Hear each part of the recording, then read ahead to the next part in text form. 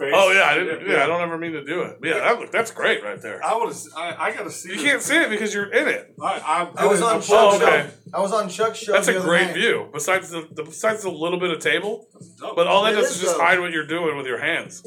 Yeah, which is kind of a good thing. I was on Chuck's show the other night, and so my face is the cover face. Yeah, no, I've seen it. But then I can do this, and it's me again. There you go. What do I? But I still have a microphone in front of my. Like you're never gonna see this part of my mouth. Never. Ever. Like, I guess I could do it. Yo! Fam, fam, fam, fam, fam. We invented that shit tonight. It was created on fucking one. Yeah. And then I can switch it back to y'all. 12-6.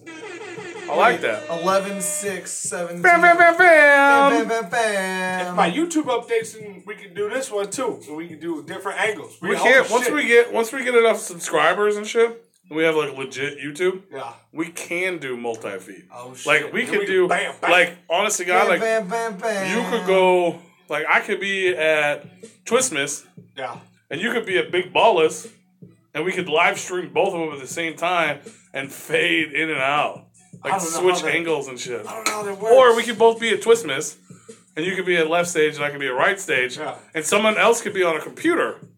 And they can look at both of them and decide, like, edit the video essentially live. Yeah. Or you know what I mean? And if one eye knew how to work anything, he could have a camera. He could have a camera too. You don't know shit. I do so. You know what I'm saying? So then we could have 3 angles, and then someone else could be watching the angles and like edit the video live. You can get like crowd shots and live shots and all kinds of dope shit that we can do in the future. But we need these people pointing them. Somebody point at them because I can't point them on the other side. Those people right there. You need to tell your friends to fucking subscribe to the Replicon Radio YouTube. Everybody you know. No, we're not going to start making fake accounts, Wiggles. We don't do this shit fake. We could buy followers. We could buy. Fuck that shit. We ain't about that life. We ain't about that life. First of all, we don't have any money. Haha, you right. Second of all, even if we did, it ain't for that. Yeah, it's not for that. Fuck that. I'd rather buy fucking t-shirts and give them away if I had money. Yeah. Damn right. Yeah, you. Yeah, we know you do, Mark. It's not loading. We appreciate that shit, motherfucker. Of course we do appreciate that shit. What's not loading? I don't know. I'm trying to get this fucking live stream to load. He's got more than one tab open. No. There we go. There we go. But yeah, right now, if you want to win a pair of fucking Zug Island tickets, tweet us. Hit the wrong button. Tweet us, Instagram us, or send us a message on Facebook right now. Hey, you know what? Zug Island, November 27th at the Firebird. The Nuclear Blast Juggalo Bash. You have to be able to go. And you know what, Joe? The last time we tried manipulating shit, our Google account got shut down. That is true. If you go to Replicon Radio, you will notice there are no Google ads because I broke it. Because somebody clicked on it too many times. I broke it. It was fraudulent. I worked in a call center and I went to like 18 fucking different fucking computers and went to Replicon Radio and clicked a bunch of ads. Yeah. I think I made us 11 cents and then got our fucking web designers fucking. He does websites for a living. Yeah. Like he makes thousands of dollars off Google ads.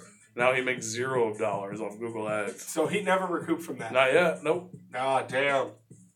That's fucked. Not yet. Good job, Pete. Is that lightning? Holy shit. Of course it is. No, I farted. Well, fuck, you just made the street lights blow. Yeah, fuck them street lights. No, that's too slow. I want that one. I want this one. Even though this is just as slow, it was back. But yeah. It's back. No, fuck that. I want this one.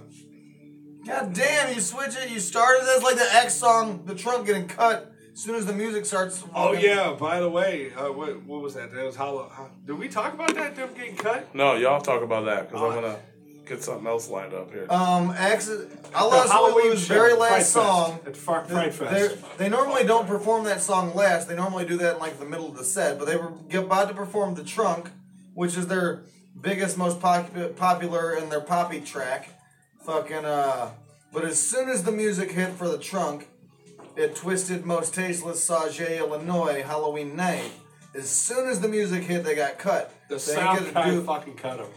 Because they ran out of allotted time, but they normally don't perform that last. But then there was like a 20 or 30 minute gap between him and Andrew W. Boss? Yeah. Or was Whitney Payton first? It was Whitney Payton. After No, X?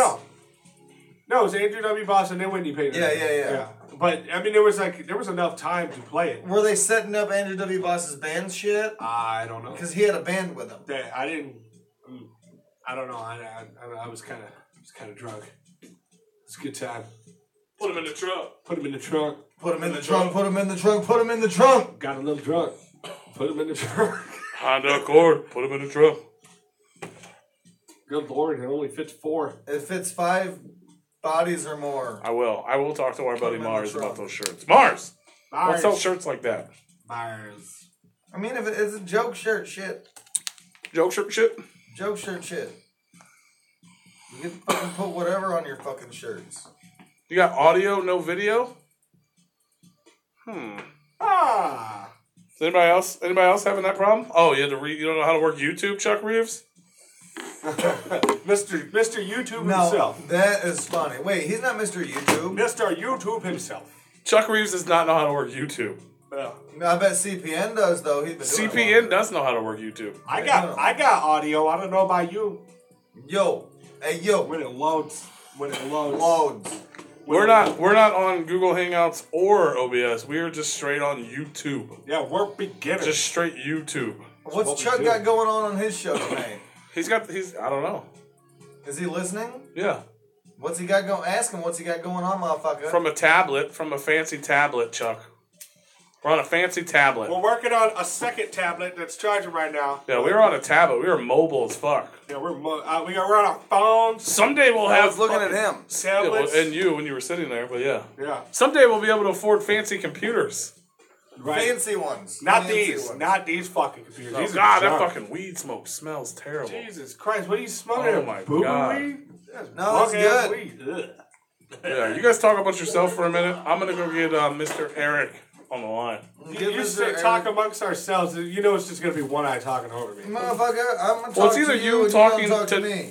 To the listeners and him on Facebook or something. And I'm gonna show you that this is not no fucking boo boo. That's Nobody boo-boo wants to weed. see it. It just smells like shit. That's illegal, sir. Come on, man. Don't put that That's shit some on. good. Look at all the fuzz on that shit. That's that heat. Is that one of them little packing That's peanuts? that fucking heat. That's like their packing peanuts. That's illegal. It's that fucking heat. Now, Chuck Reeves says, One Eye, you should send him your Skype info if you'd like to be on the show this evening. Oh fuck! I have to re-download Skype. I don't have it. I have to Oh my re-download. God, he's got it right down below And then I have to remember my God. fucking Skype Oh. name and shit. Make a new one. Because I have to make a new one. Fact. Why is he doing it on Skype and not YouTube? He's got that fancy new shit. He's Come on on, YouTube man. just to be on YouTube. Chuck Reeves, why you gotta fucking? You're killing me, Smalls.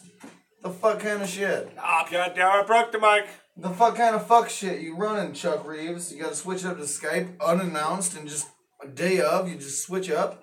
That's what he's doing. Why? I don't get it. I don't understand, bro. Switching up day of you give nobody no notice. That's on some psychopathic shit. I don't Don't know. quote me on I that. can't fucking. Since you gotta do it that way. Take you guys for a fucking ride. What are you doing? with it? Because I can't get the fucking comments to load up. So I was gonna put it down there. How about the You're about to use it. He's about to go live. I know. St. Eric. I know. I told you to talk, not get up and fuck with the YouTube. the fuck That's are what you we've doing? been doing. No, you didn't. You got The it. fuck is you Soon doing, as I walk dead away, body fuck, Tony? Get up. I'm gonna get up. I'm gonna start fucking with shit. Fucking bullshit. I'm gonna touch all the buttons. Every button is being pushed. Fucking DJ button pusher. I'm gonna fucking do it. Fucking DJ button pusher. Uh-huh. In the motherfucking house. That shit's fucking lit. For real, fam. Mm-hmm. Sanitize real quick. 'Cause I've been sitting too close to one eye again. Fuck you, motherfucker. Fuck Oh, him. God. You're just there you go. Dude, why are you fucking squirting fucking shit on my fucking hoodie, you piece of shit? Gross! Oh, not the hat. Not the hat. Of course the hat. Not the Hat hat. first. Don't touch the hat. Hat first, motherfucker. Mutafuka. So what's going on in the wonderful world of one eye? I'm trying to And download it's- Skype. It's I great. might not have enough room on my phone to do it, so I could be Yeah. on fucking Chuck's show. Yeah, well, why don't you So wait? I gotta get rid of why shit. don't, why don't you wait until we start interviewing and then do that? So that way you can engage in conversation. I could talk to you guys. This fucker, he's out. He's done. You get him on some type of technology, and it's like, fuck. You should see him when we change over interfaces of what we're using on like broadcasting and shit. I swear to God, this dude loses his fucking mind. What are you talking about? Oh, I wish you would know, because you weren't paying attention. What the fuck are you talking about? Oh. I'm trying to download. I don't have enough space on my phone. I still have 2 tours worth of pictures to fucking upload. Way too many dick pics. I got 2 tours worth of fucking pictures to upload. Send this guy dick pics. What's your phone number? I'm gonna give My phone number is the same as Dead Body Man's phone number. Yeah. It's the exact fucking same. No, that's it. Send him all the dick pics. You know what? Just fucking Facebook message him. There you go. Send him all the dick pics. He especially likes the big black throbbing ones. That's fucked. That's fucked. God damn it, I can't download fucking Skype. Well, I have to get rid of something. Do it when he's doing the interview. I can't even do it. I have to get rid of all shit. I have to... Yeah, get rid of your fucking... Your cock videos. I have 2 tours worth of fucking pictures, nationwide shit to fucking post. I haven't done it. Yeah, And I can on delete the them from my fucking phone. Metro PCS. And then I could delete the pictures from my phone and free up all the fucking space, but I can't do that until... If we can get anyone in the world, shit. I want Just to interview one. fucking Gandhi. The Dalai Lama. Why? The Dalai Gandhi? The Dalai Gandhi. Dalai Gandhi? No, I want to interview Fred Durst. Yeah, we tried to get Fred Durst into. I want Fred Durst on the Replicon. He hasn't got back to us yet. I want Howard Stern on the Replicon. If I can get anyone in the world, Yeah, in the world. Ah, fuck. Yolandi Visser. She doesn't speak very well. That'd be cool. Yeah, but I don't know. I have to think about that. Yeah. But right now, we have a special guest on the phone. Insane E. Mm-hmm. Oh, is that who? Is that who? That's who it is. We have a very, very special guest. You guys want to talk to him? Yeah, what's up, man? Let's fucking talk to him. Unmute him. Let's keep him muted. Let's keep him muted. No, unmuted. But he's not doing anything. Your mama's favorite graphic designer. Yeah. Yeah. But anyway, special guest on the motherfucking line. Our homie, your homie, straight out of motherfucking East Palestine, Ohio. Yeah.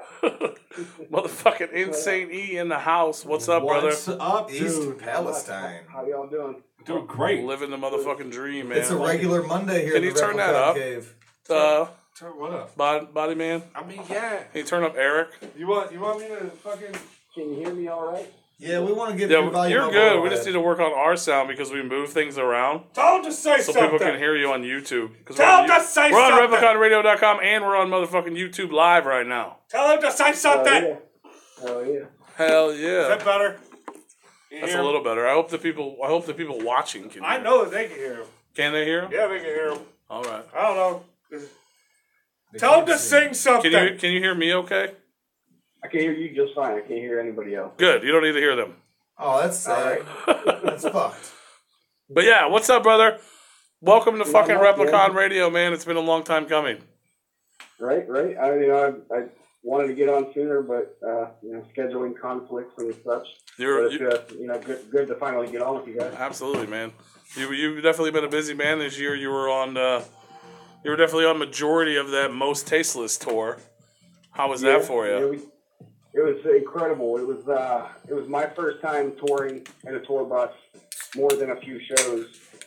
Like I've never ridden on a tour bus before. I've always been on the bus, but never rode on one. So it was definitely a brand new experience for me from that point in perspective. I've done a few shows here and there, like random mini tours and whatnot, but I've had to travel to those myself or ride in a van or something.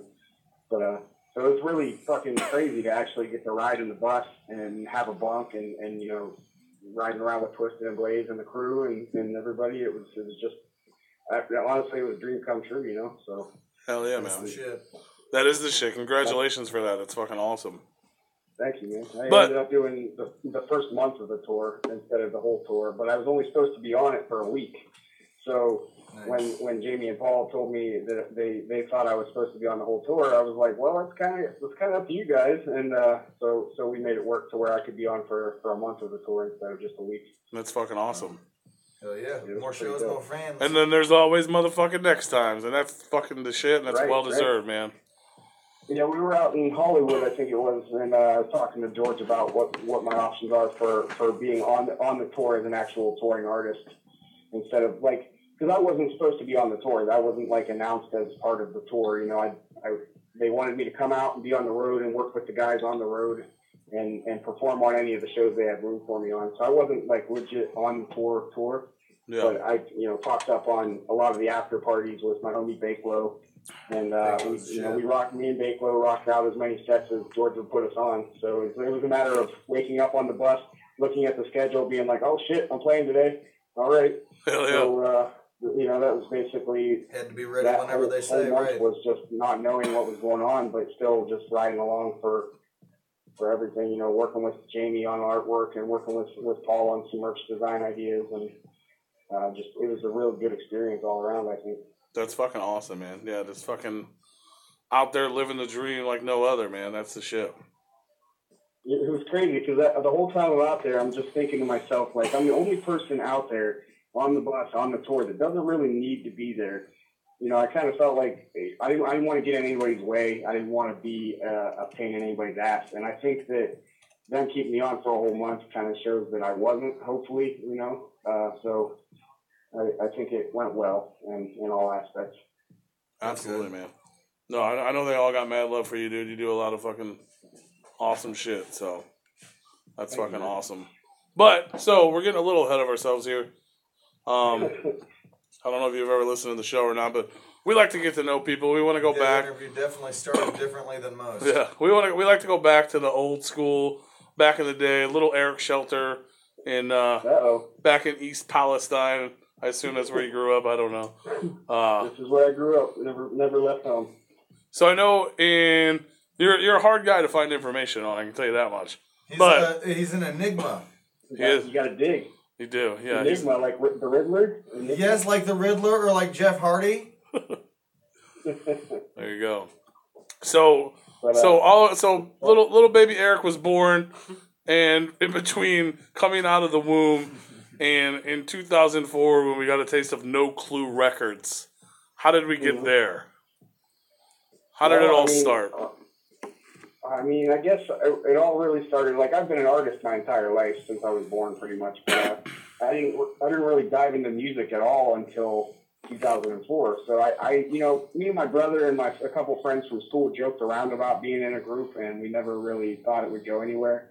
And then, like 2002, 2003, I met up with a group of juggalos in Lisbon, Ohio, and from then it just clicked, and we, me and three other guys started working on music. And we were joking around at first, like we did karaoke of ICP and Twisted, where my buddy Jay was Violent J, and I was Shaggy, and my buddy Gertie was Monoxide, and his brother Dave was Mad Rocks, and we had Jim Ball as Blaze Your Dead Homie, and Little Perv was Anybody Kill It, and we would just do like fun backyard mini gatherings where we would karaoke the songs that we love, that we grew up on. That's awesome. And up until I met those guys, I was in my high school. Like, it was me and one other juggalo in school, and it was Violent Jeffs from Columbus, and so it was. I didn't really know the juggalo scene until after I graduated high school, really, and but that's what really sparked my motivation to get involved in the music. And the guys that I worked with in No Clue, in the No Clue crew, one day I was hanging out at the house and they were working on some beats on this little fucking beat pad and a 4-track mixer, and I was like, you know what? Let me fucking give it a shot. Let me see what I got. So I wrote a song, and it sounded like shit. It sounded great at the time to me and to everybody else, but like listening back on it, we sucked. It was terrible. And like we got the hang of it a little bit, and we were learning. We were self-taught and recording on the free version of Pro Tools, just trying to figure out how to mix our tracks properly. And we did terrible for the first several years, but it was a learning process for sure. And the first CD we put out was actually a parody of Christmas. It was like, it's called Yuletide Chaos, and dropping logs. Yep, that's right. And it was fucking hilarious. It was one of the funniest things we've ever done. But we pressed them all up. We printed all the labels out on my printer, and we hand cut out the inserts, and we put them all together ourselves. And we sold like 500 of them bitches, just like around the tri-state area, like Cleveland, Pittsburgh, Columbus, like that tri-section area. We sold like 500 copies in a year, and so that was awesome to us. We were like blown away by how well that went. And then, you know, when it came to putting out our next album, it didn't really go very far. So, we weren't worried about it. It wasn't like we were trying really to do anything big with it, but we put it out and we kept going, you know, and so it evolved to where I'm at now. So hell yeah, man. Pretty crazy. That's the shit though. So you guys are doing your thing. Were you called Insane E then, or were you something else then? Well, you were Insane Eric in the beginning, right? Yep, it's always been. I mean, I've been Insane Eric since I was in school, and this kid was making fun of me for being a juggalo, and basically called me. You know, he'd come in the classroom every day and be like, "Insane," and I'm like, "You know what? Fuck you, dude." You know, and so it just kind of stuck on me, and it's funny is I actually don't like the name Insane E because it kind of sticks me. When you hear it, you think you're sticking to a category, and I want to break out of that, but I don't. I keep contemplating changing my name, but then I feel like it's already too late. You've gone too far. It's kind of like how we are on Replicon. With the coloring books and everything, it's like now it's too late. Now that's what everybody knows me as. So I mean, what's the point? It's growing on me at the same time. So I don't hate it. It's just if I would have thought about it, I would have changed it a long time ago. You don't want to be trapped in that box. I could think of a new name. Exactly. You know, there's so much. Well, and I guess just when you hear Insane E, you think ICP, you think Juggalo. So I mean, it's You think about all these guys that do this. You could change your name to Helter Shelter. Instead of Helter Skelter, it could be because your name's there. Eric You go, Shelter. Helter Shelter. Helter Shelter. Helter Shelter at the Shetler Shelter. That's right. Dropping 2018. That's right. Helter Shelter. Hell yeah. But that's I feel like we do the same. We feel the same way about our name over here at Replicon. Hey, fuck you. Fuck you. Replicon is a dope name. Thank you. I appreciate that shit. They didn't like it. Involving dinosaurs and robots, you got my vote right there. See. Yeah. God damn it. No, when the three of us joined up, we fucking hated the name and we fought about changing it, and then we just decided, fuck it, let's try to fucking let's make it cool, and that's when the Replicon started watching, and now he's a badass. Exactly when it started watching. That's right. It's definitely a catchy name, you know. I think it has that value to it. It's not like a cliche fucking we're all juggalos, but it's not like a cliche juggalo or something like that type of name. It's right. It could be anything. It could branch out into all different aspects of life, which is good. That's what everybody should try to do. We are juggalos. We are in the juggalo world, but there's also a much bigger world than yeah, right. It's a lot of bigger world out there. So fuck yeah! Don't be afraid to dip your toes in that area. You know? That's right. Jump in head first. That's our plan here. That's what we're trying to do.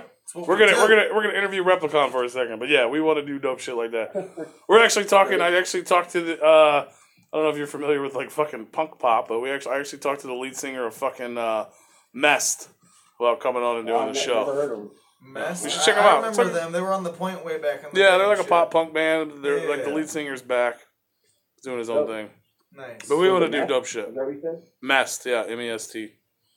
I'm gonna check it out. Yeah, it's like I'm into all kinds of different music. I don't really particularly listen to one style, but it's like I listen to everything. I feel you. Michael Jackson, Taking Back Sunday and Twisted. You know what I'm saying? That's right. Michael Jackson, Taking Back Sunday and Twisted.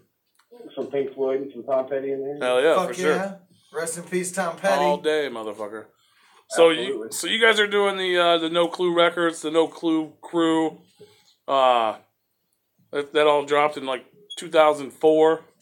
And then in 2008, 2009 to 2010, you released, from my understanding, the first Insane E solo record, The Fine Line. Is that right?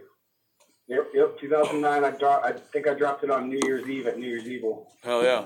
And, what 2009. What was the reason for an Insane E record instead of another No Clue record or anything like that? Well, I mean, right before I dropped that album, No Clue Crew dropped Unbreakable, so we did just put out an album right before that.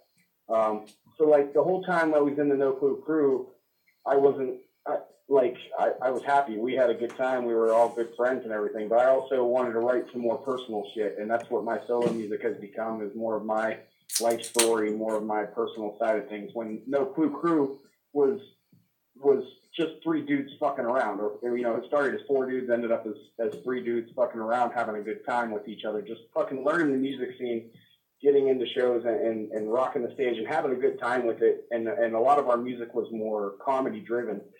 And so with my solo music, it allowed me to touch more into my personal side of things. And that's what the fine line was for me was, we get, 2004 and 2005, I battled Hodgkin's disease cancer, and I went through a world of hell. Well, starting in 2002 is when that started, but that whole experience drove my entire first album, my first solo project. There's a lot of material on that album that touches on real personal subjects, and I'm learning now to not make the songs so personal, try to make them a little bit more so people can relate to them, but at the same time keep the deep meaning behind it and try to push that life message. So that's ultimately what my solo music has become. And so I'm real happy with the way it's going and what direction it is right now. That sounds super deep, man. Like that had to be a really hard time for you. So that's what the music's for, to get that outlet. I wasn't gonna bring it up. Like, it's not something I like to really bring up. It's not like I'm trying to get sympathy or anything, but it was definitely the pinnacle in my life. It changed everything. It gave me a whole different perspective on life in general. So it woke me up, you could say. And so I look at that experience and that time in my life as it was hell, but it was probably one of the best things that ever happened to me. You know what I'm saying? If you can say that without it sounding shitty. I don't know how to say it. But, yeah. And you're so how are you good now? Are you healthy? Yeah, absolutely. I've been in remission since 2005. I had a bone marrow transplant in 2005, and ever since I've been in remission. So, I just had a biopsy 2 or 3 weeks ago to check up on some things, and everything's clear, everything's good. So I'm happy, I'm healthy, and I'm whole, and, proceed onward, That's fucking awesome, man. I never knew that, but that's fucking incredible. I didn't know that either. Well, thank you. And now it's not, like I said, it's not something I really bring up a lot. I try not to, but it definitely had a lot to do with my solo music. So that's a big turning point in my life, I'd say. For sure, I could see that. Yeah. No, that's fucking awesome, man. That's inspiring. That's something maybe. That's awesome. Thank you, man. So you start doing your thing. I know you did a couple other projects. You did like the Gemini project with King Nasty, I guess, which was another homie you used at the time. Right. A few other. In 2000 and I want to say we started working with King Nasty. Oh shit, I can't remember what year it was. It was like 2008, 2009. We really started working with him, and then it was just a matter of me being in the studio all the time because the studio was at my house. It was in my fucking in my bedroom, in my living room. It was easy for me to make music because King Nasty would come to me and he'd be like, let's work on a song. And the other guys in No Clue wouldn't be around or available to work on something. And it was no hard feelings from anybody. It was like, just fucking make music and put it out. And so the Gemini project was more of a horrorcore group. It was definitely more theatrical rhymes. It was more, anti-government type shit. And it allowed me to get my aggression out, as where No Clue allowed me to get the humor out, and my solo was more personal. The GP was the horrorcore side of that. So it was definitely a fun time, and we put out a hell of a record. Experiment 17 came out in 2012 or 2011, and we had a release party at Mr. Smalls in Pittsburgh, and it went off pretty awesome. And George is the one who started booking me back when he saw the Gemini project in Pittsburgh. And that's where I met George from. Purple Hash? Yeah. Hell yeah. That's what's up. So that, That's that old, I don't work with anybody that I used to work with anymore because everybody went on their own paths. I'm still very close to the guys from No Clue. Gertie and Jay. I'm going to have them on my new album if I can get Gertie to come fucking re-record his verse for this track. And I know Jay's down 100% to come work on some stuff, so I just got to tell him when and what. So I'm going to have them on the new album, and, everything's good there as far as that goes. So we're going to get that No Clue reunion on Insane East Scales, huh? Yep, absolutely. I want to do. I got at least one track that we've never finished that we were going to release. It was like 2012 or 2013 that we just didn't finish. And I hit up Gertie 2 days ago and I said, dude, we got to finish this fucking track. I want you guys on my album. Come fucking re-record this thing. I was like, Fritz will do the mixing because Fritz is going to help me mix my album. He's like, now you're just driving me. I'm like, yeah, exactly, motherfucker. Come record this shit. Hell yeah. Fuck yeah. That's the shit. So you guys do that. You're doing your solo thing, and then I guess somewhere right around that time is when the Juggalo coloring book started coming around. Yeah. Well, the coloring book started in 2004 as well. Surprisingly enough, like it all kicked off right around the same time, like musically and artistically. I guess one of my ex-girlfriends was just talking to me about my drawings that I would do, random drawings when I was working at Dairy Queen, just fucking drawing Juggalo shit on the notepads at Dairy Queen while I'm supposed to be working and shit. And, like, she was like, why don't you make this into a coloring book? I'm like, you know what? That's a pretty fucking good idea. And then thus the Volume 1 was born. And, I shopped it around at the Gathering. I took the very first pressing of Volume 1 to the Gathering in 2004. And I walked around with that thing all over Nelson's Ledges, the Crystal Forest, and showed everybody. I made sure that everybody saw it and knew about it, and I made sure to go through and make sure everybody in Psychopathic gave me the okay to print them. And that's, I got the verbal okay from everybody on the label, including Twisted, ICP, Alex Abyss. Everybody said, go for it. Do whatever you got to do with this. And so then I pressed up 400 or 500 of them for 2005 Gathering, and those things fucking sold out quick. It was unreal how fast they went. Like, I couldn't believe it. I had to have my little brother and a bunch of my friends help me sell them because the demand was so high because nobody had ever seen anything like it at that time. So right. It was definitely fucking crazy. Yeah, I remember seeing that shit. I never knew you had permission though. That's cool. Right. I figured it was just a bootleg.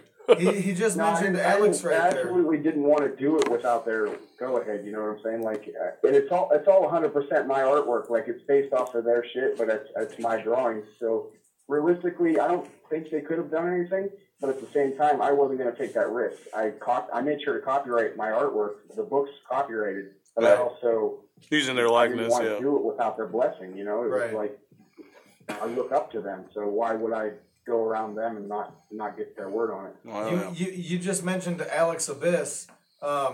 He was never drawn. Did you ever draw him and it was not put in any of those books or No, I never drew AA.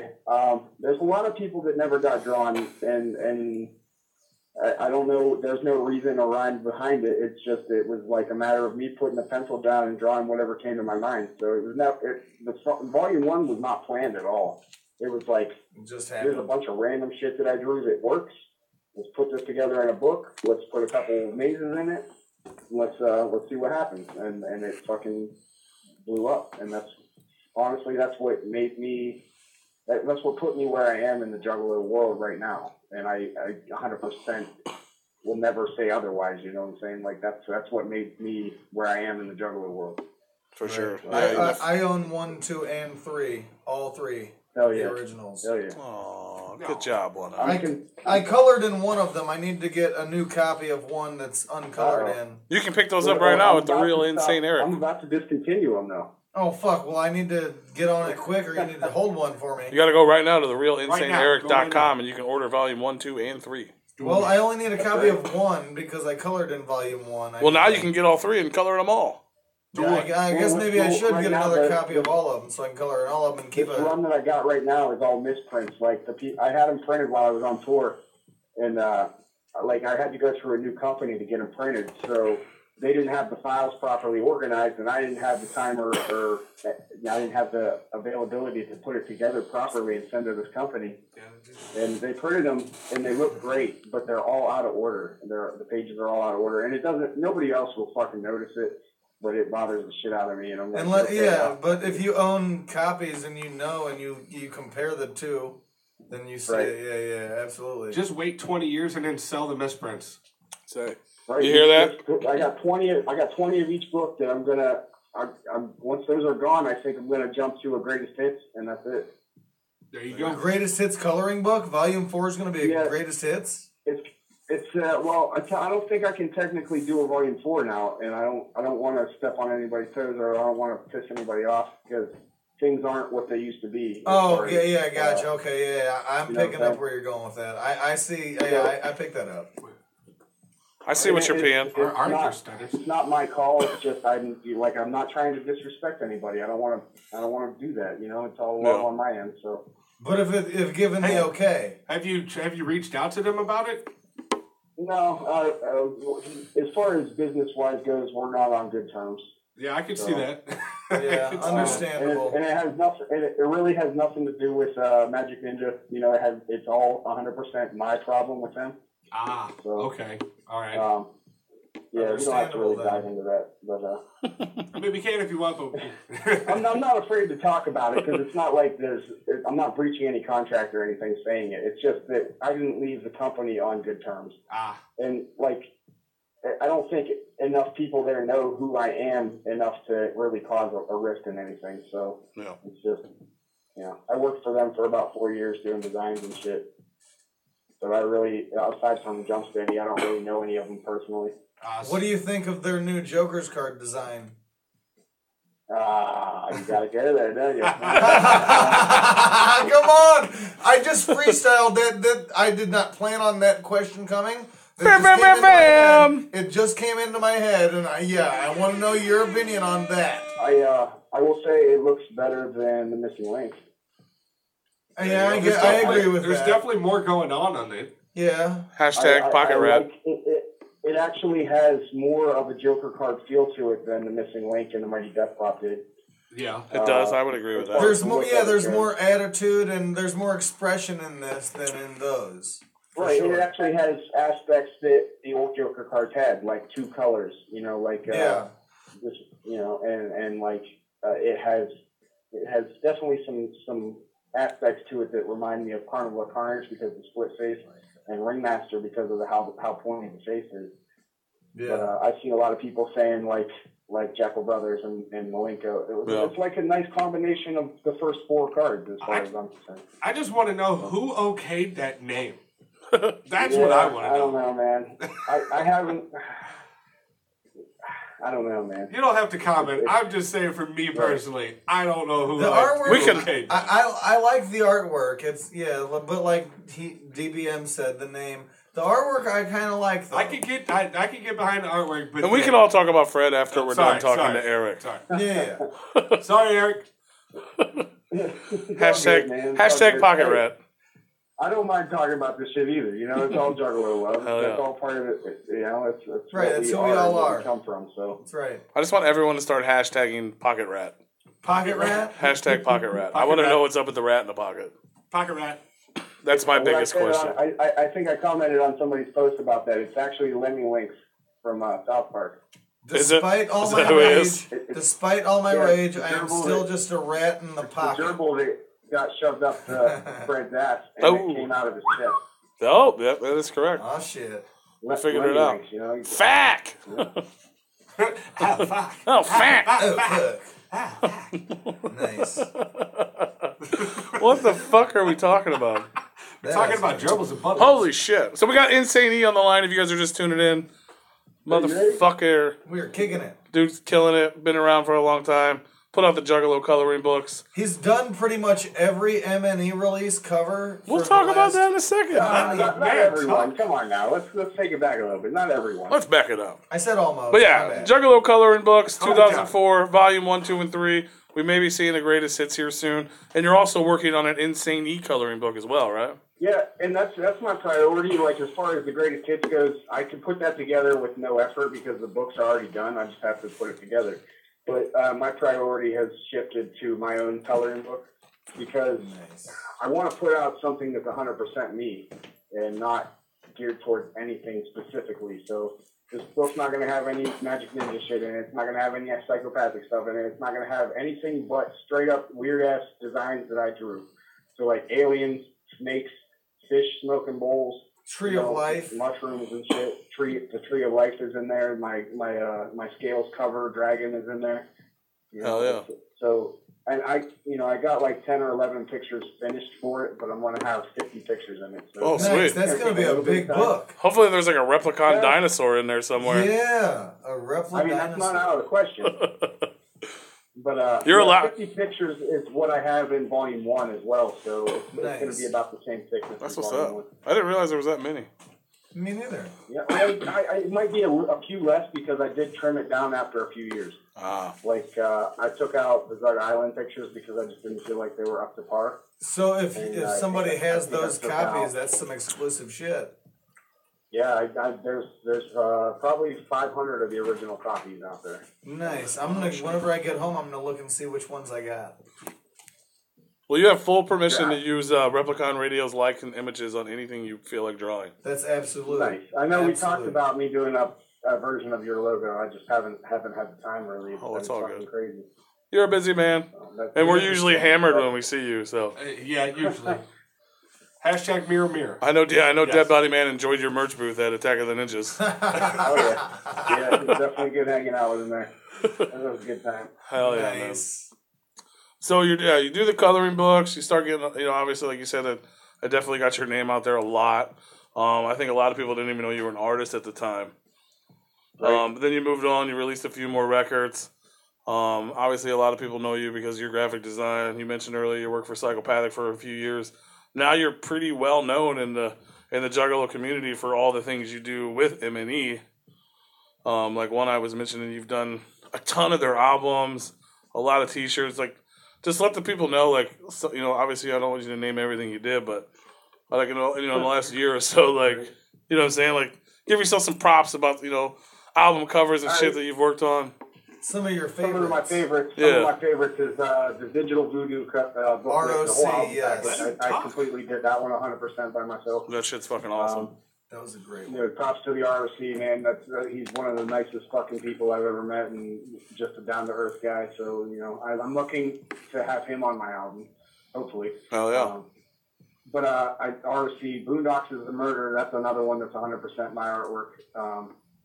The Continuous Evolution of Life's Question Marks. Of course, I can't take all the credit for that one because K Pike murdered that with the body paint. With the body paint, Twisted. Right, and that made my job for that project so easy. But you But, did like the mirror, like the mirror design or whatever, that type of stuff on there. Yeah, like everything. Everything but the in body booklet- paint. Right, the booklet was basically me and Jamie Madrox's. We got together a lot and worked on different concept ideas for the artwork in that booklet, and we wanted to do more of an artsy style book. It was more pop art concept than it was about putting lyrics in it or putting words in it. It Like was, some we just wanted tattoo it to be flash artistic. type shit, yeah. Yeah, it was. So half the booklet is his ideas, the other half of it's my ideas, and I just kind of executed it to the best I could, And I think it turned out dope. It's one of my favorite projects. What else is there? Like as far as like Gmo and Lex and all those, I didn't do the cover art for any of those albums. The Gorilla Voltage album I didn't do. I put them all together, but I didn't do the cover art for those albums. So like, trying to think, like the Green Book re-release, I did the Twisted Shop version of that. Hell yeah. Which I think turned out sweet. I got it framed. I got the vinyl frames because I like the way it turned out. Who did the Mutant remaster? That was Monster Mark. He killed that shit too. I can't remember what all he does, but I'm pretty sure he's done artwork for Guar before. I could see that. And, Yeah. We're always, some our other shit's always dope. bands along those lines. But he's phenomenal when it comes to like that style of artwork. And Yeah, that's a dope thing. I got that canvas. We'll just say that you did it. We're just gonna say that you did it. All right, fake news. Yeah, insert E. Well, see, a lot of people actually, they see my name in a booklet and they just assume that I did the entire design. And that's something like for the Darkness. I didn't design anything for the Darkness except for the logos, like the Twisted logo and the Darkness logo. And then I did all the ads for the album. But I didn't do anything, I didn't have nothing to do with putting the album together. That was pretty much when I first started really working with them, was when they were putting that together. So, you know, I got a Fago Lovers Award for the Darkness album, and I'm like, I really appreciate that award, but at the same time, I didn't do shit for that album. So they just gave you an award, and they didn't even ask. That's a good logo, man. It's a good logo. Oh, thank you. It was a hand drawn logo, like I did draw it. So I mean, I can be proud about that. Oh yeah, absolutely. So lots of dope fucking album covers, T-shirts. All kinds of as far as like most of the singles that we put out over the past 4 or 5 years are all my work. You know, I got a picture put together of everything up until this year of all of it, and it's like probably 60 some different covers. That's fucking huge, man. That's awesome. Nice. And obviously, you recently just did the artwork for the Devil's Night giveaway CD, which is dope as fuck. You and Madrox got to share. Fun. We like when before we went on tour, he was like, I want you to draw one and I want to draw one. And we worked on, you know, together on the bus. He did his and I did mine. And we were in Arizona, I think Phoenix, when we finished the drawing part of it. And the hotel we were staying at luckily had a scanner. So I took his and my artwork to the scanner at the hotel, and the chick didn't know how to use it. So I was like, can I show you how to use the scanner? Because I need these scans. And she's like, I'm not supposed to let you behind the desk, but I'm like, well, I mean, I'm not gonna hurt you. I just want to fucking scan these pictures. I'm not gonna hurt you. But I ended up getting them scanned, and then I had to digitize them, and they turned out dope. I think both of them look sweet. No, for sure they are. They're hella dope. They're hella dope. Jamie's, like, it was funny because I like Jamie's better than mine, and he likes mine better than his. When we're standing on the bus, and I was like, man, I really wanted mine to look more like Jamie's. And Paul was like, well, if we wanted them to look the same, we would have had him draw both of them. Yeah, absolutely. You know, No, they're both dope. Good point. But you did you got the better song in my opinion, and I'm upset about that because I didn't be able to get one of those. Right, we were at the Halloween night. If I had an extra one, I'd hook you up. But I didn't grab enough. That's all good. I got a question for you. Uh-oh. Okay, out of all the album covers that you've done, okay, they've given you an idea of something to draw. You turned something in and it wasn't what they wanted, but so you had to go back and redraw it. Is there unreleased copies, unreleased drawings of stuff that didn't get chosen? Oh, absolutely. Well, I mean, not necessarily album designs, but like the Magic Ninja logo is a good example of that. Wait, did you draw that? Yes, I did. Holy shit! Why wouldn't you start with that? You just fucked Freaky B up. You just blew his fucking mind, dude. He's fucking speechless. He's over talking about ROC album covers. You designed a damn logo. The fucking logo that's on 98% of my apparel, sir. 98%. So there's stuff out there that was, you know, they gave you ideas and you've drawn. Oh, yeah, I have a stack of fucking drawings. I have a stack of drawings that I was sitting on. And Jamie keeps trying to get me to sell some of them because he wants. That's what I was. Yeah, that's where I was going. He wants me to get this big, like Todd McFarlane uses to draw his shit. It's a computer tablet that you just draw on. Yeah. And Jamie's like, sell some of them fucking originals and get one of them tablets. I'm like, I'm so attached to my originals. But like, I was thinking about getting rid of a few of them. Twistmas silent auction. Which one? Right. Well, yeah, but that's the thing is, that money goes to charity, so I wouldn't be. True that. Yeah, that's not where he's going. Against that. Like, and that's what I was talking about doing before was maybe putting like 7 or 8 of those sketches in the charity auction, and then maybe selling 7 or 8 other ones outside of that auction. There you go. You get the good. That would be you get the good karma by doing the charity auction, and then everybody's absolutely. Like, "Look, he just did all that for charity. Let's buy his shit and help him now."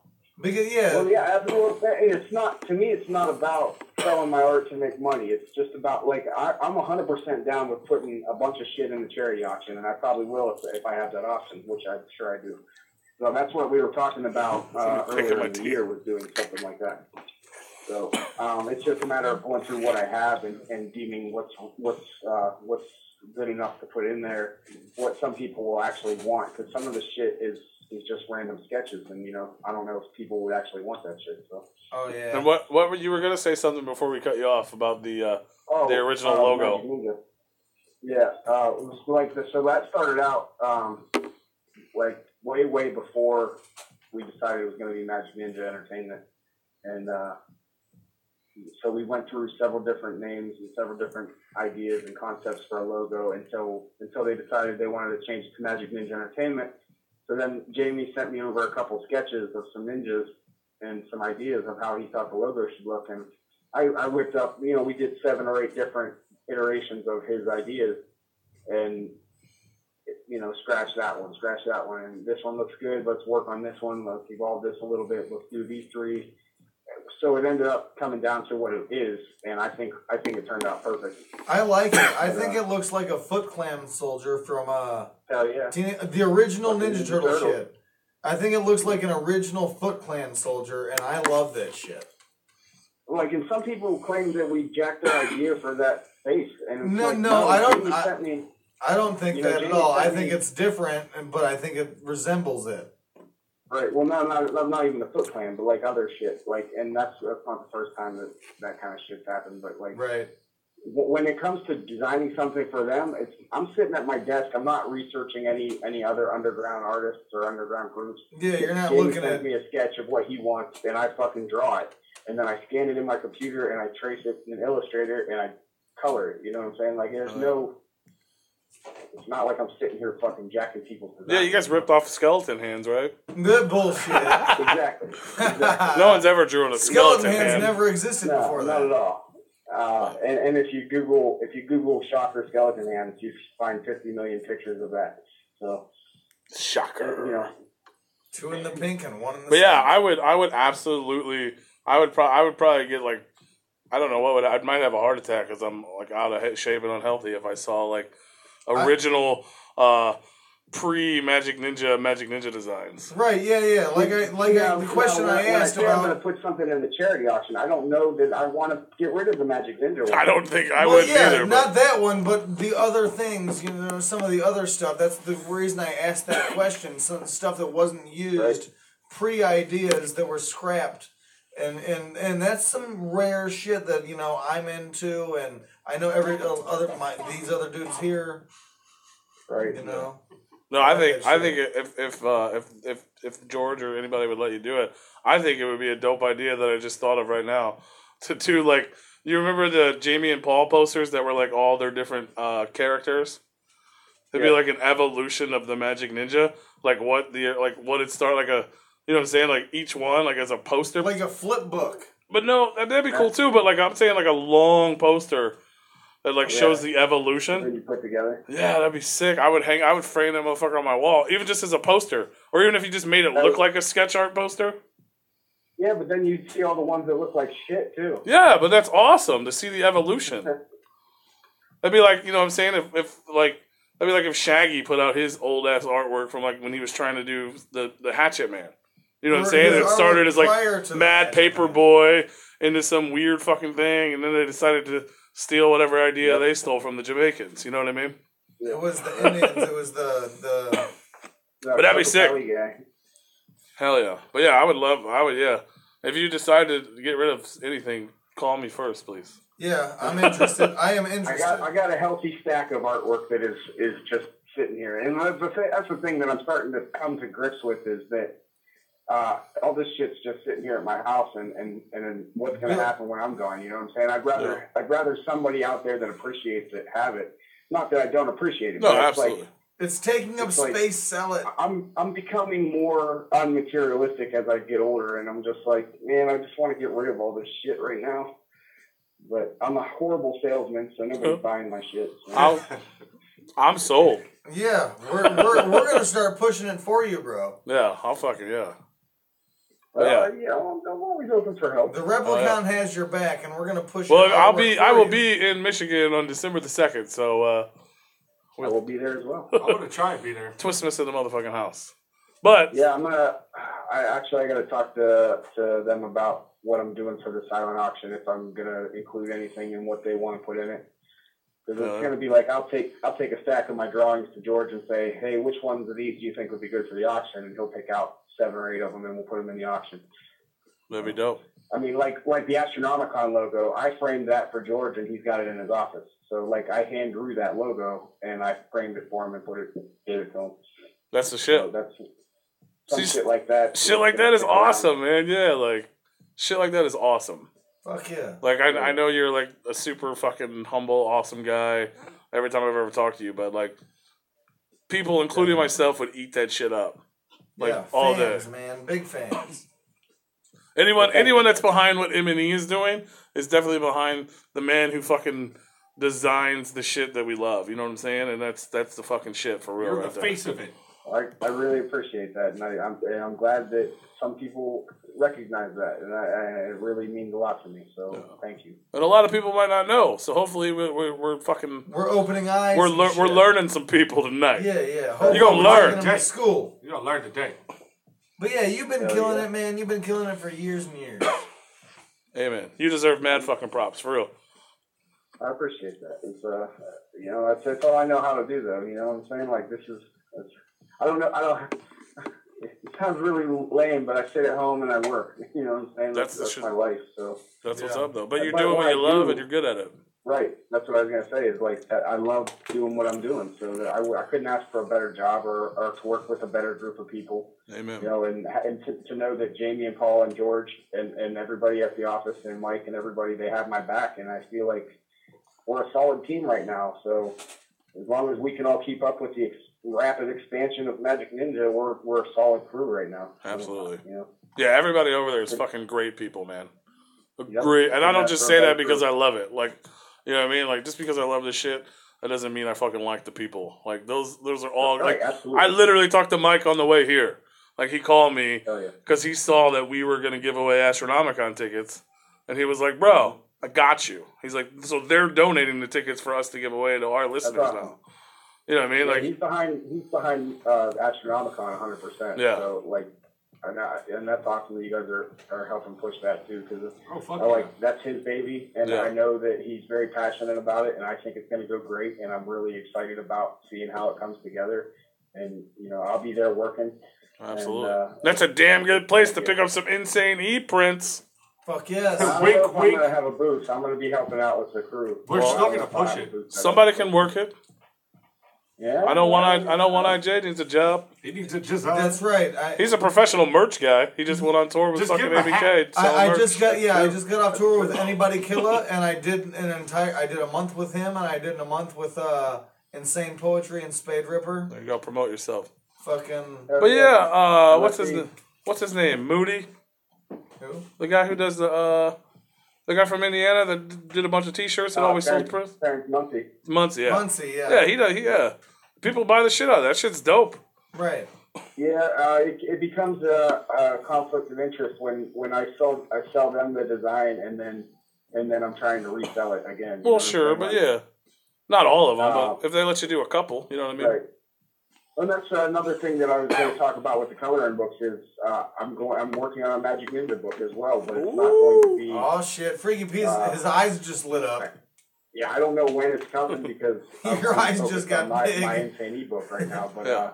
like it's something that we've been talking about for a while, and I just want to make sure it's put out properly and, Hell yeah. And under the proper respects as far as it being my creation.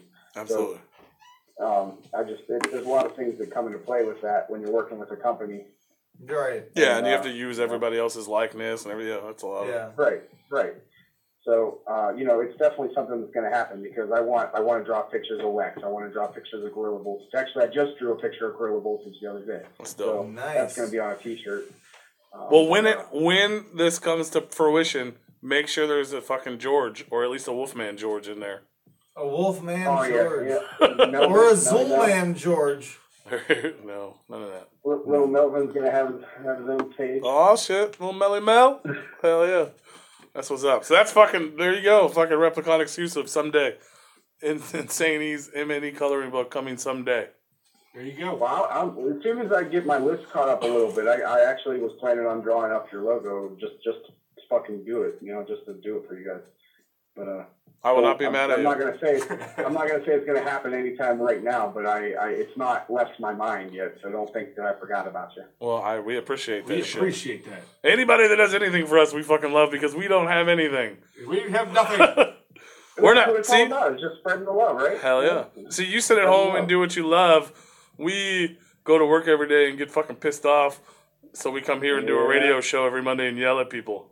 Yeah. Well, I mean, you got to do what you got to do, That's right. Hell yeah. Radio's a fun But we gig, fucking man. love it, so we're gonna We keep do doing love it. this shit. right? So anyway, back to you. So you're doing all this fucking dope ass fucking shit. Graphic fucking designer of the year, obviously. But in the meantime, you're working on a brand new Insane E record called Scales. That's right. Tell us a little more about that. Where did the idea come from? Like why? You know what I mean? Like I know there's a concept behind that. We didn't really talk about my last album, Art of Blau, and I'm just gonna briefly say that Well, let's talk about that album. Okay, I mean, Let's talk about it. you're asking Let's about talk Scales. about it. I want Sorry. to definitely talk about Scales. Yeah, for sure. Leading up to that, the Art of Blau is what is The now. You got him all excited talking about merch. You got him all riled up. Right. He lost. After that came out, it's not 100% professionally produced. I produced it in my living room. You know what I'm saying? So the beats were made by my close friends, and I didn't get any fancy production work done on it. I mixed it and mastered it myself, So, but it turned out exactly how I wanted it to turn out for the time it was coming out. And it's everything that I wanted to say on a record. So that being said, it's hard for me to write a new record when I said everything I wanted to say on that one. I don't want to repeat myself. I don't want to just do the same old song and dance, And Absolutely. So Scales has become a bit of a challenge for me because I don't want to lose what I had with the Art of Blau, and I want to take a step up. So with Scales, I'm getting professional production. I'm getting beats from Young Wicked. I'm getting beats from Fritz. I'm getting beats from Godsynth. Getting beats from fucking Ajax did a beat. He did the beat for Limitless, which is up on YouTube now. And I'm getting Blaze on a track for sure. We're doing a song called Chambers. It's about being lost in your mind and just not, picture yourself in a fucking dark ass forest, pitch black, nothing, no moon in the sky. You're just lost in your own head. And that forest is your brain. It's like you're wandering around trying to find your way, but you can't see shit. I know exactly so what that's you the mean. track that I'm I've been there. I've been in that forest. Hell yeah. It reeks, it lurks right outside of my door. Yep. Blaze is going to be on that one, and Fritz did the beat for that one, and it's just a matter of me. Now, it's been a problem making time for the music because I'm so fucking busy with the artwork.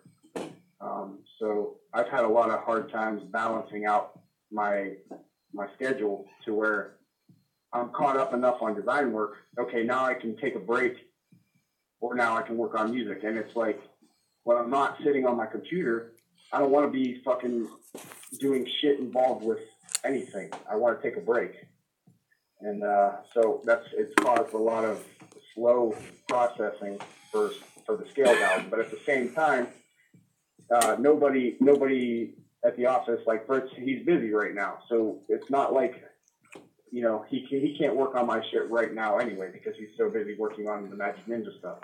And whenever it's going to be a matter of me going to the office and staying up there for a few weeks on end and just working on tracks when nobody else is there working on shit. So I'll record everything here at my house and then I'll send it to Fritz and he'll mix it all. But I also want to take the opportunity to work up there with Jamie and Paul and work on some stuff with them while I'm there. So we've talked about them maybe helping me a little bit on the album. It's just now it's been in the whisper phase. It's like there's been mentions of them helping out with it, but it's not really gone into full idea planning. So, because they're busy, you know what I'm saying? I'm not signed to the label, so it's not like I'm a priority for that. And I got to make it a priority for myself if I want to expect that help. Yeah. Hell yeah. So, yeah, and that's just the shit for them, just to help you out, just out of love. So. Right. And George has been pushing and behind me 100%. Like, I don't know where I'd be without George right now, because he's put me on all these shows, and he's got, they took me on fucking tour and like brought me out to Salt Lake City and shit for Attack of the Ninjas, and like put me on all these New Year's Evils and shit, which are coming up. And yes, they are. It's like I don't really know what I'd be doing if it wasn't for George and all the help he's given me. He's been like, without him being my manager, he's kind of like my surrogate manager. Yeah. Right. It's just he's so busy with everything Magic Ninja, because obviously that's what he has to do. So. Shout out to George, man. Always shout out to George. Absolutely. You're definitely a part of the elite of the underground artists as far as artwork and all that shit goes. There's a couple other guys that I'm big fans and into besides yourself. But you're definitely on the fucking top of that list. Yes. 8 legs. 8 legs. Yeah. JP, Justin Parker, you. Oh yeah. There's this fucking girl that does a bunch of shit. That Getty sauce. That. Szechuan sauce. No one ever knows what one I say. It's Getty sauce. That's what it is on. I think I've Instagram. seen it. I know you're talking about Getty's images or something. Yeah. Yeah, a whole bunch of crazy. I'm not sure who that is. I know Kitty Kush. Kitty Kush is the shit. That's my own girl. Yeah. All kinds of dope artists in the underground. I think she won a Underground Artist of the Year on Fatal Lovers last year. Yeah. Or this year, or whatever it was. So it's much love to her. Well, speaking of that, make sure you keep an eye out for the Replicon Radio Awards coming in 2018. By the way. Oh shit. We're doing it. We're fucking making it happen. We're a motherfucking radio show, so we're going to do a motherfucking radio awards show. We're going to do that radio shit. That's appropriate. Hell yeah. We're just trying to figure out how to get dope-ass fucking trophies for all the winners. That's the problem right now. I'm not even sure what to do, where to go for something. Yeah, it's fucking a weird thing to try to figure out. Yeah. Promise you that. Because we're not giving away bowling trophies, so that's right. There's a trophy store right down the street. But I mean, we're not making T-ball trophies. Yeah. I got a couple old baseball trophies you could get off. There you go. Baseball, T-ball trophies. Yeah, there's a lot of those. Like I just don't want to be that ghetto with it, but we might have to. Fuck it. I mean, just like a little microphone type thing or something. It'll be fine. A dinosaur, a microphone. Dinosaurs a are dinosaur impossible with a to microphone. find. But anyway. A dinosaur with a microphone. Dinosaurs, and you can't go wrong with dinosaurs. Yeah. I fucking love dinosaurs. They don't make dinosaur trophies. Dinosaurs were gone before trophies. We can get it made, but we don't have that kind of budget. Yeah, we can get it made. We're trying to find the cheap shit. But we'll figure it out. But they're coming soon, so everyone that's watching and listening and paying attention, that shit's coming. People freaked out when I posted a fucking picture on our fucking social medias about who do you think the album of the year is so far. That shit was fucking so nuts. many comments, lots. Yeah. There's a lot of good ones. Fuck, absolutely. There was a lot of those. A lot of those were your artwork on the front, by the way. So, shout out to you again. Sure. But there's a lot more albums that we're gonna add to that list. Absolutely. But the ones that we posted, a lot of those were yours for sure. Oh yeah. So my apologies for walking right past the Art of Blau. But for everyone listening who wants to check it out, you can still get that right now at therealinsaneeric.com. Is that correct? That's right. That is absolutely correct. I got a whole box. I'm not in my car. All kinds of fucking dope-ass merch. You can pick up those coloring books, volume 1, 2, and 3. You can get some fucking dope-ass t-shirts with the dope-ass question mark logo and all kinds of shit on it. Question mark logo with the trees. I'm going back to where I went to school yesterday to find out how I can I said yesterday. I don't know. You're going back somewhere yesterday? That's what's up. Yeah. Time traveling in between space and time. That's some Rick and Morty shit. He turned himself into a time traveler and fucking 9/11 was an inside job. Right. But like tomorrow I'm going to the school that I went to for graphics, and I'm going to try to figure out how to fix my website because I haven't been able to add my new shirts and shit to my website because I now have Adobe Dreamweaver CS6, and it's completely different than CS3, and I can't get it to work for me. So I have to figure out how to fix it in order to put my new shirts and shit on my site. Oh shit! But the coloring books and the CDs and some of the older shirts are still available on there right now. So everybody can still order the coloring books and the CDs and the shirts that are up on there. But also, I set up a Teespring account. Yeah. Which is, I've never done anything like it before, but I wanted to offer some merchandise that people can't get anywhere else. Shit that I won't be able to print because I'm broke as fuck. And, that's where our shirts are. We can feel That's where our this shit. shirts are. We can all It's nice relate because to you that don't have being to broke shit, shit. but upload your design. Hell yeah. You know, and so there's teespring.com, or was it teespring.com/stores/Insane Eric store. Something along those lines. If you look up Insane Eric on Teespring, you'll find my shit. There you But go. Our Teespring's just as long. but there's a cheese shirt. You can get the cheese on a shirt. You know, Oh! everybody's waited their entire lives for the cheese shirt. Cheese shirt. Who doesn't want a It comes cheese in shirt? multiple colors. You can get the cheese on an orange shirt or a yellow shirt or a black shirt. I love cheese. But, Cheese is my favorite. Get you a purple cheese shirt. I don't really like cheese that much, but it's fun to draw. Have you never been to Wisconsin? Once I drove through it. Once you drove through it, did you not ever stop anywhere to get some cheese? No? I did not. Oh my I God, you failed. Oh my God, the cheese in Wisconsin is not like cheese anywhere else in the world. No, but the It's homie cheesier. Damien from Dark House lives out there in Wisconsin, right? Yeah, that's my boy. That's my boy. Much love, Damien.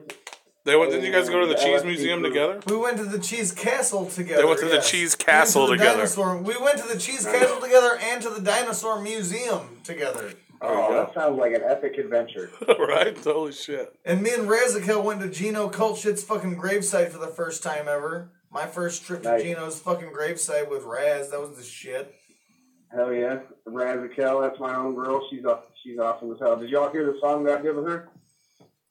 Yes, I have heard that shit. Yeah. Yes, I have. The drip drop on her, the night Drip she came drop. home album? Drip, drip, Oh, drop, yeah. drip. Yes, she's leaking out. Drip, drip, drop, drip. I just got off tour with Yep, Razakel. I love that shit. Yep. She's I was awesome. doing those I love that dance girl. moves with her. Hell Do yeah. it right now. Blood on my chucks? No, not blowing my chucks. I She's seen you doing bleeding that out. dance. Drip, drip, drop, Oh, drip. he's in here dancing She's right now. bleeding out. Drip, drip, Oh, shit. drop, drip. That one I eye love dance. that shit. Yeah, one eye's dancing. He's had about 34 beers, so. He has had about 34 beers. God damn it. It's not 34, it's only 14. 14 beers. Yeah, they're tall boys. So yeah, I guess double 34. beers. They're doubles, yeah. But either way, yeah, Rez is my fucking homegirl. I fucking love that shit.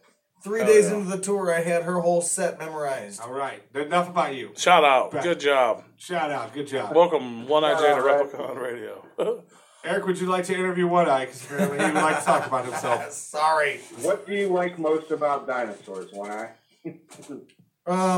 What do I like most about dinosaurs? That's what he The said. better question would be my favorite dinosaur. Why would you now ask? He's, now he's doing You're the gonna interview. now you're gonna fucking. Not only is he gonna interview you, you're gonna fucking knock his questions. Wow. My favorite thing about dinosaurs is they're reptiles. All right. Okay. Okay, my favorite All right, dinosaur so next is question, what is your favorite dinosaur? Dinosaurs, they stomp, stomp, stomp. With their big feet. the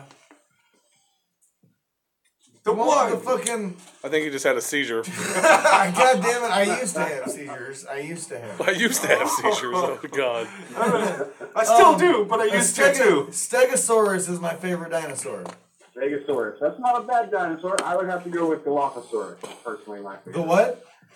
The Dilophosaurus, the spitter. What's that one? The Is that the one Dilophosaurus. So it's the camel of dinosaurs? No, it spits poison. It's But the, it spits. Camels spit. It's the spitter. It's the camel But of dinosaurs. technically, it's an unknown fact that the Dilophosaurus did not actually spit venom. They actually added that to the dinosaur in Jurassic Park to give it a little bit more of a scary feature. it was terrifying. Okay. was. Okay. Yeah, mine's I like that Stegosaurus, name. 'cause it had a mohawk all the way across its back. Right. The From head to tail. Dilophosaurus is not dilapidated though, so that's good. Dilapidated Dilophosaurus. Dilapidated. The dilapidated motherfucker. Dilophosaurus. He's the dead body dinosaur. Hey. Dead body Oh, dinosaur. they're all dead Dinosaurs body ain't no guys. joke around here, man. I got a whole collection of them all over my office and shit here. Oh, that's what's up. Dinosaurs? So he's already in love with us. Yep. How many times have you driven through the Arizona mountains? I've never driven through Arizona. I was on the bus through Arizona, and that's the only time I've been in Arizona. Okay, I just got done on the ABK Dirty Warrior. He tour. was on tour. There was Talk about yourself. There's fucking dinosaurs throughout the mountains of Arizona. There's Oh legit. yeah, and we stopped in what was it, Billings, Montana, and that's one of the bigger places for dinosaurs too. And I made sure me and Blaze and a couple of the other dudes on the tour, we went to Toys R Us when we had a day off in Billings, Montana, and I was like, dude, I'm going to Toys R Us. And then me and Blaze and everybody went to Toys R Us, and I got a dinosaur. I Nice. can't Fuck tell you what yeah. the fucking name of it is because it was weird. It was a weird name. There was But I a didn't weird have it. It was- dinosaur, like a low-level, no-name dinosaur. This is the it looks like a Replicanosaur. T-Rex. The replica. It looks like a T-Rex, but it's not. It's not an Allosaurus. It's not a fucking Gigantosaurus. It's not a T-Rex, but it's something like that. A fucking Gigantosaurus. Yeah, he Yeah, it's like a said bigger that. version of a T-Rex. But was yeah. the Arizona Replicanosaur. has fucking dinosaurs all throughout that shit. It was fucking crazy. Aliens and dinosaurs. though, Aliens and actually. dinosaurs. All right, One Eye. I think it's time for you to take a break, One Eye. Okay, sorry. I'm having fun with Bye, Insane One E. Yeah, bye one eye. Bye, One Eye. But Your yeah, phone's bitching. holy shit. Sorry, we got off on a little tangent there. Oh, that's all good. You can do whatever you're allowed to do whatever you want. One Eye's the problem. God damn it. Even if you're enjoying yourself, Oh, it's still flip-flop. not okay. Let's see. So yeah, go pick up the fucking Art of Blau. Coming sometime in the near future. Is there any tentative release date for Scales? Obviously, you said you're super busy, so probably not. No, I have not. I don't want to even say a date for it because it's. I don't want to. Yeah, I don't want to say it and then it not what's come up. out when it needs to come out. Because basically, I'm waiting on a bunch of people to help me with it. 'Cause it's 100% me at this point. Hey, I man. gotta buy a bunch more beats. I got like 11 tracks in the works. 2 tracks, which are almost completely done, are up on YouTube right now. Limitless and Get a Clue. They're like the 2 opposite ends of the album. So like, Scales is all about balance. It's all about figuring out how to the balance of the universe, the good and the bad, the right and the wrong, the light and the dark. The yin and It's, the yang. The yin and the yang. Yep. And so that's a lot of the shit on the cover art with the dragon and the yin yang and the scales. There's a lot of subliminal shit inside of that cover art, but it's So, coming all right. together. So what he's saying is you have to have 2 eyes to look at it properly, and I only have 1, so I'm not going to see everything. Well, Well, you're supposed to be on break, so it doesn't matter. Yeah, you're not supposed to be talking right now. Fuck! So that's what's up. So everybody out there, go take a peek at that cover and see if you can find some fucking deep inner Oh, yeah. fucking. Use your third there's eye. a lot of really a lot of messages in there that are it really ties the album together. Like there's a big thing behind the dragon. It's called an astrolabe. I'll just give you a little point. It's called the astrolabe. It's a tool astronomers used in the ancient times to guide themselves through the stars or to pinpoint certain seasons and things like that. It's an astronomical tool called an astrolabe. So that's a big. It's like a black circular thing behind the dragon. Oh, But most people would never even know what the hell that is. I So don't. just, you know, I wouldn't know, but that's cool. yeah, They and use like, use that item to ride the stars to the Astronomicon, essentially. There you go. absolutely Zodiac Imprint. Yep. It's all connected, man. That's right. It He's is, not absolutely. fucking insane. Yeah, he's This shit's all fucking connected. It's Enigma, And, Eric. when we were starting out as No Clue, we always would joke about how Psychopathic would always be stealing our ideas. Like, because every time we talked Well, they're about known something, for they that. would come out with a song about it. And it was a joke to us. We were never serious about it. You know, it's just like great minds have similar ideas. You know what I'm saying? Yeah. So, It's true. everything's been done before. It's just impossible to be They have a- original. they have a song about that. Everything's been done before? Yeah. Is that Marilyn Manson? No, ICP. Nothing's left. not just Oh, left. Nothing's Left, Jekyll Brothers, yeah. The track they decided not to play at Juggalo Day this year. That's because this upcoming Juggalo Day is going to be Bizarre. Oh, anyway. That Jekyll Brothers tour was my first concert for ICP. Was it in a big arena where you're from? There was an outdoor arena. It was like Amphitheater? Amphitheater in Pittsburgh is where it was. Yeah, that's where they had it here for us. Yeah. That was the biggest tour they ever did. My mom took me and my brother to it, and it was ICP, Twisted, Biohazard, and Cold Chamber. Mindless wasn't there? Cold Chamber was on. Mindless Self-Indulgence? No. It was the last show that Cold Chamber was on. They got kicked off the tour, and Mindless jumped on. That's right. That's what's right. up. Now, the venue that they played in St. Louis was the same venue that Axl Rose had started the riot at in St. Louis for the Guns N' Roses shit in 1991.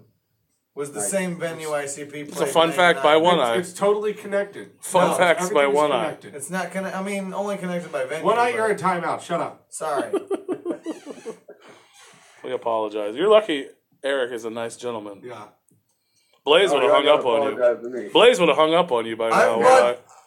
Do your research. I've personally bought numerous things from Eric in real life. That's good. Not like over the internet, but from hand-to-hand combat. I'm pretty sure the money still goes to him, even if you do it on the internet. That's what's up. True. So all kinds of fucking super deep. I don't even know. I'm not smart enough to even explain your artwork. Well, fun fact about the Art of Blau album is Swizz from Funk Volume is on it. Oh, nice. Hell yeah. That's he's the only name I have on there that's known a little bit. But like back before I put that album unless you out, listen to actual Underground. Me and King Nasty were in the Gemini Project. We did a couple mini tours with Hobson and Swizz, and we got to be really good friends with those guys. And so then me and Swizz did a track, and Nasty was going to do a track with Hop, but then everything fell apart for both us and Hop and them. So. Yeah, Swizz is dope, man. Hell yeah. We should fun story about that song is I gave him the money for that track on the drug bridge at the Gathering in Illinois. Nice. I think I was tripping too. Not sure that we don't need to go into that, but like I was like, wait a second, I owe you some money. I pulled out a bunch of crumpled up 20s out of my pocket, and I was like, hold on a second, I'm gonna count these out. I started counting them out. I'm like, there you go. There's the money. Good to go. It's like I swear I didn't just make that right here over there on the other side of the bridge. Oh, no, see, I was the only one on the drug bridge not selling drugs. I was selling coloring books. And buying all the drugs with the coloring book money. No, we were standing there, and it was like, get your coloring books and get your acid. They go great together. There you go. Who was selling the colored pencils? Nobody. And everybody yells at me about that all the time. Shit. Why don't you give away crayons with your coloring books? Because they're expensive. Yeah, I was going to say, what? No, you gotta just make Insane E colored pencils and sell them as an add-on. Dude, bundle. Pre-order bundles, bro. You can make a Maybe dope with ass the fucking... Insane E coloring book, I'll have crayons or colored pencils come with it. There you go. Yeah, just do little stencils on the pencils themselves. There you go. Yeah, you gotta make one of those pre-order bundles, man. You know the drill. Yeah, you know the deal. You know how it works now. I should have it figured out by now, right? Mm-hmm. And you alternate covers? Alternate covers, pre-order bundles with the colored pencils.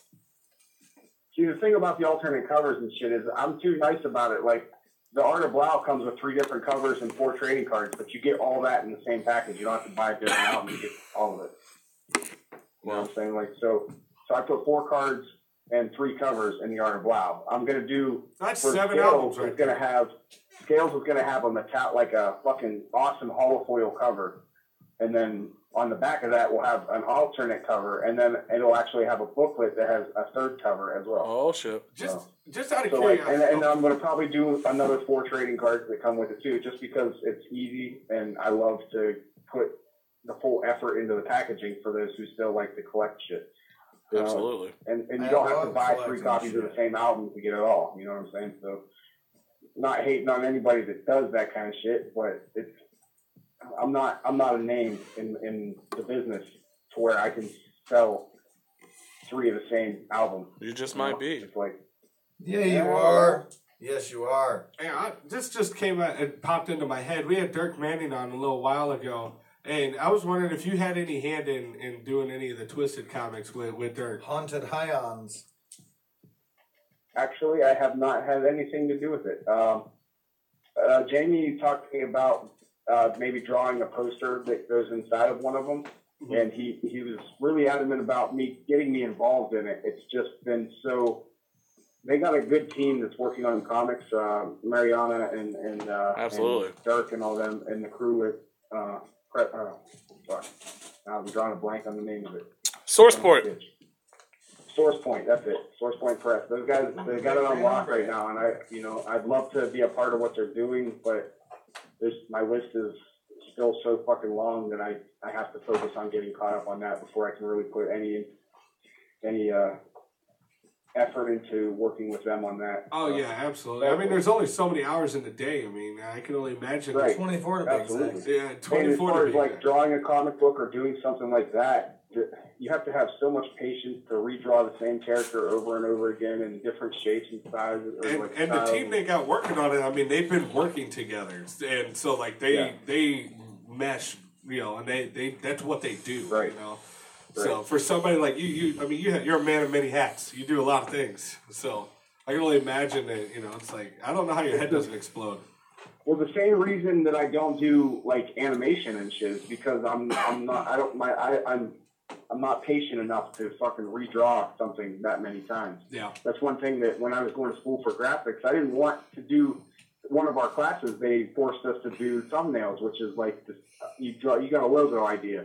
So you're going to draw 200 fucking thumbnails out of ideas for this logo. And if you don't draw 200 different thumbnails, you get an F on the fucking grade. And so I ended up doing it for class.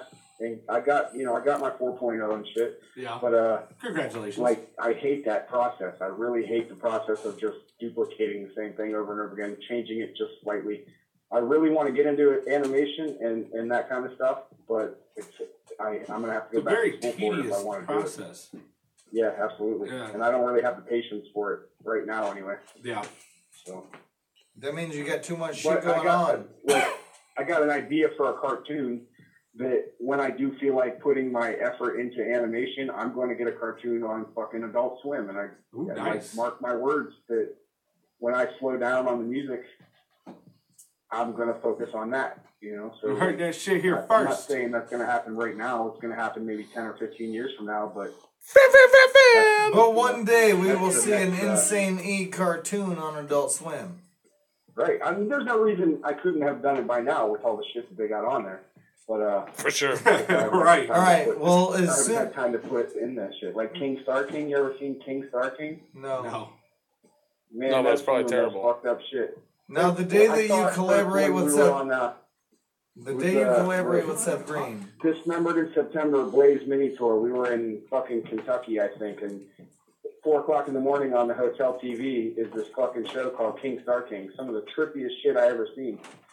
And it's really a disturbing cartoon. You should look it up and watch it. King Star King? King Star King. Yeah, I know that shit like Super Jail is fucked up. Have you ever heard of something called... Yeah.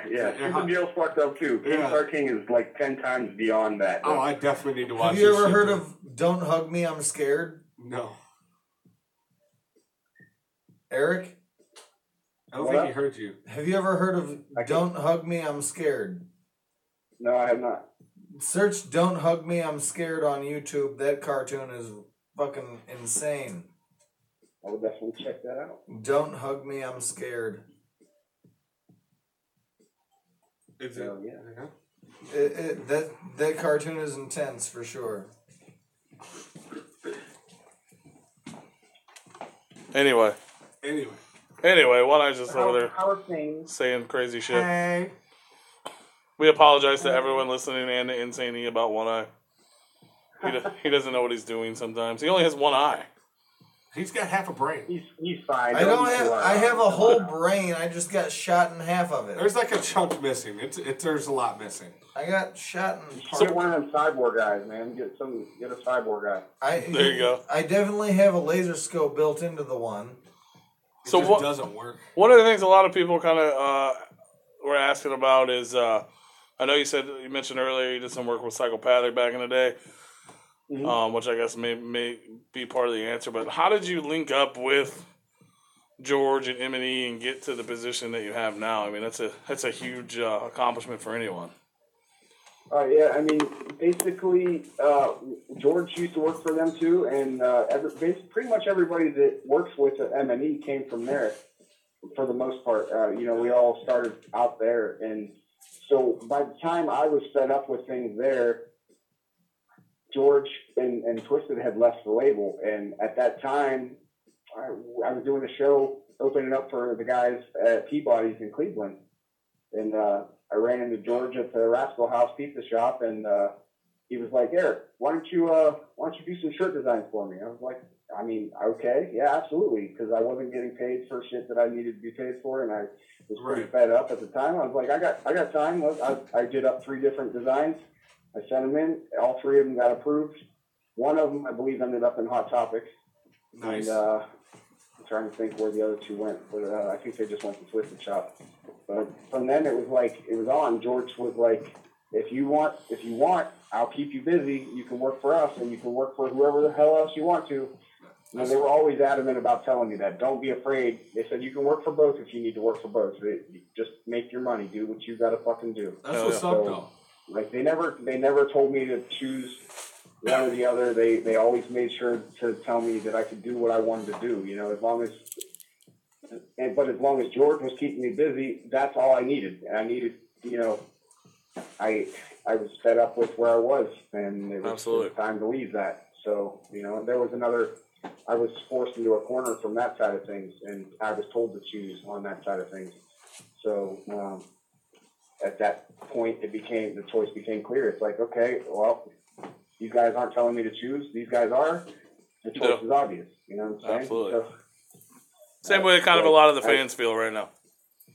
Right. It's as far as the fans and everything goes, there's never been a divide for me. It's all love on both sides. I have friends. Well, no, I didn't mean with you. I meant in the Juggalo world. Right. Yeah. Right. But that's a whole nother fucking show. That's a whole nother one.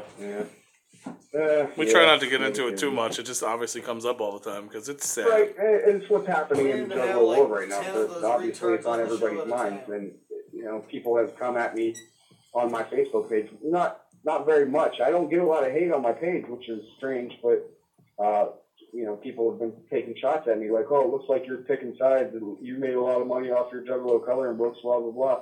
Like, I'm not picking a fucking side. Yes, I made some money off my coloring books, but it's never been. It's not about that. You know what I'm saying? Like, it's not. That's it. It's not about that for me. Yeah. Whatever the problem is between them 2 companies is their problems and not mine.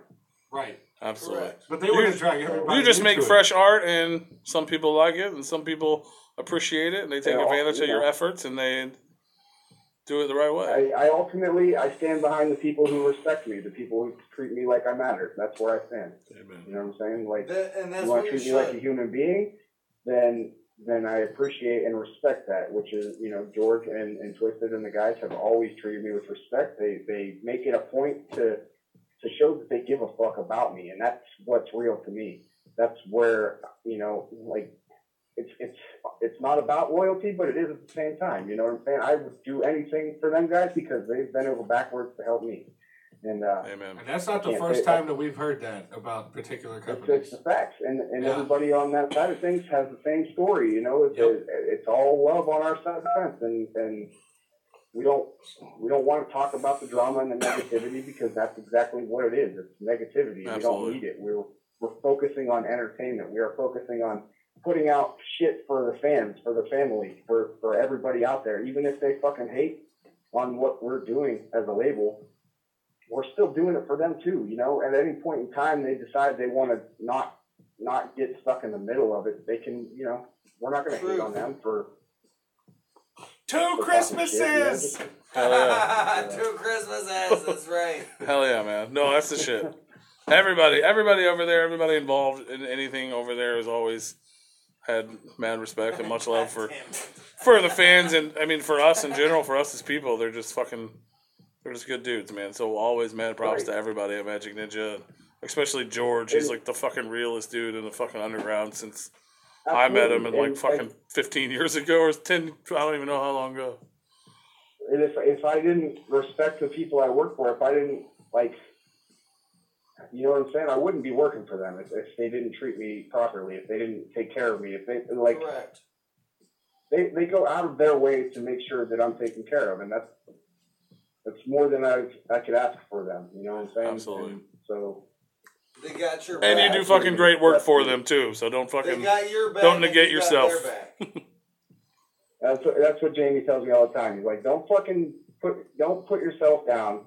You know, just fucking keep it up. You know, that's what, Absolutely. You know, he's been a very motivating force in this side of things. So. Yeah. It's awesome. Yeah, you do That's fucking. why they wanted to bring me on the road, because George and Jamie both thought that it would give me some inspiration to get outside of my office for a while, get the fuck away from home, because I'm feeling like cabin fever, stuck here, Yeah. just working every fucking day. Wake up, go on my computer, work till midnight, go to sleep, wake up, do the same thing, you know. So going out on the road with them was a break from that. But out on the road, I still worked my ass off every fucking day. I helped load out when I had the time to help load out the equipment and stuff. You know, any chance I could, I was there to try to help out. Yeah. It's not like I had a vacation, but it was like a break from cabin fever type shit. You know? Oh, yeah. So, That's just because you're a fucking awesome dude. no, thank you, man. We appreciate it. We see it, man. We got mad fucking love for you over here at Replicon. Fuck all yeah. day. Oh, yeah. You're our homie, even if you don't know it yet. We just love you. Well, it's known, and I love you guys too. All right. Aww. Now I'm blushing on YouTube. God Oh, god damn it. Come on, P. Get yourself together. That's what's up. A couple other things I just kind of wanted to mention, just for the people listening.